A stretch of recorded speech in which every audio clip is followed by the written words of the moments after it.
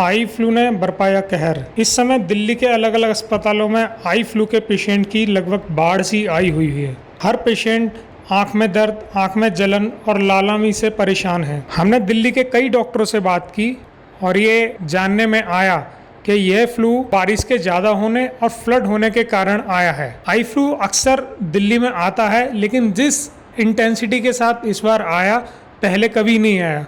इस पर हमने डॉक्टरों से विस्तार से बातचीत की। देश में आई फ्लू की वर्तमान स्थिति क्या है, इसके बारे में हमारे दर्शकों को कुछ बताएं। These seasonal eye flu or conjunctivitis, they keep happening almost every year, but not in this extent. So that's why people are little worried. What would happen to these patients? When would this resolve? What are the various complications might happen with these conjunctivitis case? So that is the concern everybody is looking for. And as far as we are concerned, we are seeing a significant number of cases for last 1 week, and unfortunately the number is not going down that much. But I'm pretty sure next week it will go down, because the episode of epidemic keratoconjunctivitis or eye flu normally is there for 1 to 2 weeks in a particular area, and disease also it remains for a week or 2 weeks for any individual who suffers from these conjunctivitis. आजकल जो epidemic फैली हुई है basically ये viral epidemic है, जिसे viral conjunctivitis बोला जाता है, जो वाइडली स्प्रेड होती है एंड बहुत ज़्यादा संक्रामक है। एक दूसरे से फटाफट फैलती है, मगर ये एक को देखने से नहीं होता। रादर इससे ये होता है कि एक की आंखों की पानी हमारे हाथों के थ्रू दूसरों को संक्रामित कर सकती है। जैसे हम लोग एक दूसरे के मोबाइल को शेयर करते हैं, या ऑफिस में जाते हैं डोर हैंडल्स को टच करते हैं, या जैसे हम लोग लैपटॉप में बैठे हैं और एक दूसरे के लैपटॉप को शेयर करते हैं, तब भी हम लोग अगर हम इन्फेक्टेड हैं तो दूसरों को स्प्रेड करने की क्षमता रखते हैं। और यही एक चीज़ है जिसे हमें बचनी चाहिए, और हमें इन सब चीज़ों को ध्यान से इस्तेमाल करनी है। हमें पीरियडिकली हमें हाथों को साफ़ रखनी है। सोप वाटर से हम लोग इसको धो सकते हैं, हम लोग हैंड सैनिटाइज़र की यूज़ कर सकते हैं, ताकि ये स्प्रेड एक दूसरे से ना हो। लाइक जिसको हो रखा हो उससे ये स्प्रेड होकर दूसरे पे ना जाए, और जिसको हो रखा है वो अपने आप को बचा के रखे। अगर घर में किसी को आई फ्लू हो तो क्या एहतियात बरतने चाहिए? अगर किसी को आई फ्लू है तो उसको अपने रूम में प्रेफरेबली रहना चाहिए। अगर निकलना है तो निकल सकते हैं, मगर एक दूसरे से कोई भी ऐसा चीज़ नहीं होना चाहिए कि शेयर कर रही है, स्पून शेयर कर रहे हैं। अगर शेयर कर रहे हैं तो आपकी हाथ साफ़ होनी चाहिए, और इसके बाद आपकी यूज़ स्पून जो है वो धोने के लिए दे देना चाहिए। आप एक रूम से दूसरे रूम जा रहे हैं तो आपको डोर की हैंडल्स को नहीं टच करनी है, रादर दरवाजे को पैरों से धकेल के आप एक रूम से दूसरे रूम जा सकते हैं। घर के अंदर रिमोट्स को शेयर ना करें। घर की दूसरे परिवार इसको शेयर कर रहे हैं, यूज़ कर रहे हैं, तो आप इसको टच ना करें। आप टच भी कर रहे हैं तो पहले आपके हैंड को सैनिटाइज कर लें हैंड सैनिटाइज़र से, इसके बाद आप इसको यूज़ कर सकते हैं। एक दूसरे का चश्मे भी इस्तेमाल ना करें, और ना ही अगर दूसरे किसी और परिवार में किसी और को हो गया है तो आपकी जो दवाई है वही दवाई उनको ना दें, रादर डॉक्टर को दिखाएं, इसके बाद दवाई लें। ओवर द काउंटर दवाई बिल्कुल यूज़ नहीं करनी चाहिए, क्योंकि हर रेड आई कंजंक्टिवाइटिस हो यह ज़रूरी नहीं है ना। रेड आई अलग अलग की चीज़ों से हो सकती है, और कंजंक्टिवाइटिस की भी अलग अलग इटियोलॉजीज़ हैं। हो सकता है किसी को वायरल है, किसी को बैक्टीरियल है, किसी को फंगल है, और इसमें हर चीज़ के लिए दवाई अलग है। ये एक डॉक्टर ही आपको, जो आपके नज़दीकी आई सेंटर में है, एक आई स्पेशलिस्ट, वही आपको बता सकता है कि आपके लिए कौन सी दवाई सही है, ताकि आप सही दवाई इस्तेमाल करो, ना कि गलत दवाई इस्तेमाल करके आप किसी कॉम्प्लिकेशन में लैंड करो। क्योंकि एक बार कॉम्प्लिकेशन हो गया, बेसिकली कंजंक्टिवाइटिस में हमने देखा है कि कॉर्नियल कॉम्प्लिकेशन बहुत ज़्यादा है। एक बार कॉर्नियल कॉम्प्लिकेशन आ गया, दिस में लीड टू ब्लाइंडनेस। सो हमें अपने आप को प्रोटेक्ट करनी है, और एक दूसरे जैसे एक कम्युनिटी में रह रहे हैं तो एक दूसरे को बचा के रखनी है, और अपने आप को ऐसे रखना है कि हम खुद एक स्प्रेडिंग पॉइंट ना बने। इसके लिए अपने आप को ऐसा करना है कि हम हमेशा जब भी आंखों से पानी निकल रही हो तो हैंडकरचीफ की इस्तेमाल ना करें, हम टिश्यू पेपर की इस्तेमाल करेंगे, और इस टिश्यू पेपर को यूज़ करने के बाद इमीडिएटली डस्टबिन में डाल के हाथ को हैंड सैनिटाइज करेंगे। हैंडकरचीफ की इस्तेमाल क्यों नहीं करनी है? क्योंकि हैंडकरचीफ में हमने अगर हैंडकरचीफ यूज़ किया और उसी हैंडकरचीफ को से हमने आंखों को पोंछा और पॉकेट में डाल दिया, फिर उस हैंकरचीफ एक ना पुल हो जाती है जहाँ पे बैक्टीरिया ग्रो करती रहती है, और उसी हैंकरचीफ को दोबारा हमने आंखों में लगाया तो हमने अपने आप को ही री इन्फेक्ट किया, और जिस कपड़े में रखा या टेबल पे रखा या अपने आंचल से हमने इसको आंखों को क्लीन किया या दुपट्टे से क्लीन किया, वो जहाँ जहाँ लग रहा है वो जगह सारी इन्फेक्ट है या संक्रामिक हो रही है, और उस वहीं से दूसरे लोगों के को भी स्प्रेड होती है। तो हमें इस चीज़ों की ध्यान रखनी ज़रूरी है। उसमें जिसको इन्फेक्शन हो जाता है उसको 2-3 प्रिकॉशन लेने ज़रूर चाहिए कि एक तो आप जो है अपने आप को साफ रखिए, अपने हाथों को धो के रखिए। जब भी आपका हाथ जो है चेहरे में टच होता है या अभी कोई काम करते हो तो हाथ धो लिया करें, क्योंकि हाथ एक सबसे इम्पोर्टेंट एरिया है जहाँ पे इन्फेक्शन ज़्यादा जो है रहता है। दूसरा, आंखों को ही धो के रखें साफ करके, और एक चश्मा लगा लेंगे, नॉर्मली हम काला चश्मा बोलते हैं, लगा लेंगे तो आपका हाथ जो है डायरेक्टली आंख में टच नहीं होगा या उस एरिया में टच नहीं होगा, तो उससे भी इन्फेक्शन फैलने के चांसेस कम हो जाएंगे। और काला चश्मा का फ़ायदा ये भी होता है कि बहुत से लोगों को रोशनी में दिक्कत आ रही होती है क्योंकि बहुत सारा इन्फ्लेमेशन हो रहा होता है, तो उससे भी फ़ायदा हो जाता है लोगों को। अपना जो टॉवल है, आप जो रुमाल यूज़ कर रहे हैं या फिर कोई भी टिश्यू यूज़ कर रहे हैं उसको अलग रखें, और जो आपका बेड शीट है, पिलो कवर है, उसको अलग रखें जिससे कि दूसरा आदमी उससे छू नहीं पाए। घर में जो 2-3 चीज़ें बहुत इंपॉर्टेंट, एक तो जो टेबल आप यूज़ करते हैं, जो डाइनिंग टेबल हो सकता है, स्टडी टेबल हो सकती है, आपके लैपटॉप हो सकता है, बट मैंने ये देखा है कि सबसे ज़्यादा कॉमनली यूज़ करने वाला जो है टीवी का मोबाइल होता है, तो उसको जो है हर आदमी पकड़ता है तो उससे इन्फेक्शन बहुत जल्दी फैल जाता है। बहुत से लोग जो है होम रेमेडीज़ कर रहे होते हैं, कुछ लोग कहते हैं कि हम सिंदूर लगा लेंगे, कुछ कहते हैं हम काजल लगा लेंगे, तो ये कॉमनली शेयर करते हैं तो उससे भी इन्फेक्शन एक दूसरे को फैल सकता है।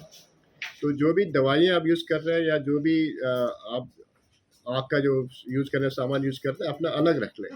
मतलब घर में 3 लोगों का इन्फेक्शन हो गया तो हम चाहते हैं कि तीनों लोग अलग-अलग ड्रॉप यूज़ करें, जिससे कि क्रॉस इन्फेक्शन ना हो जाए। ये लोग करते नहीं, वो कहते हैं इन्फेक्शन सबको हो गया तो एक ही ड्रॉप से सब डाल रहे होते हैं। और ड्रॉपर को भी जो है ना सही से रखना ज़रूरी है, क्योंकि उसको आप टच करेंगे तो इन्फेक्शन बैक्टीरिया या वायरस उसके चारों तरफ भी होगा, तो थोड़ा सा जो है लंबा हो जाए तो उसको डिस्कार्ड कर दें। जब भी आपको इन्फेक्शन हो गया तो नया ड्रॉपर खरीद करके शुरू करें। बहुत से लोग पूछते हैं कि हम जो है गुलाब जल डाल सकते हैं कि नहीं, आईटोन से आप साफ कर सकते हैं कि नहीं, कर सकते हैं। यदि आईटोन बिल्कुल नया शीशा नया बॉटल हो तो as good as any artificial tear उसको यूज़ कर सकते हैं। और दूसरा जो है गुलाब जल भी फ्रेश बना हो उससे भी आंखें साफ कर सकते हैं, लेकिन पुराना रखा हुआ कभी यूज़ ना करें कि आपकी आंखें ऑलरेडी जो है कॉम्प्रोमाइज स्टेटस में है, तो थोड़ा सा भी इन्फेक्शन हो तो ज़्यादा फैल सकता हो। ये थोड़ा प्रिकॉशन लेना बहुत ज़रूरी है।